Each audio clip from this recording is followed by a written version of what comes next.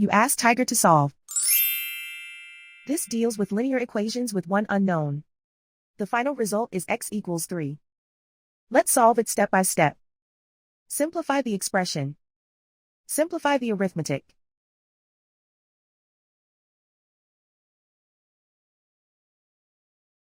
Group all x terms on the left side of the equation. Subtract 3x from both sides.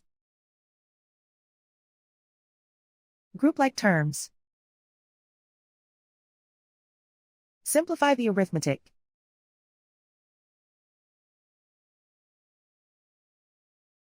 Group all constants on the right side of the equation. Subtract 3 from both sides. Simplify the arithmetic.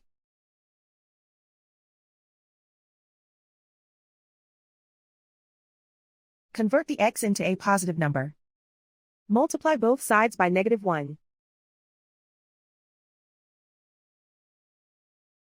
Remove the ones. Simplify the arithmetic.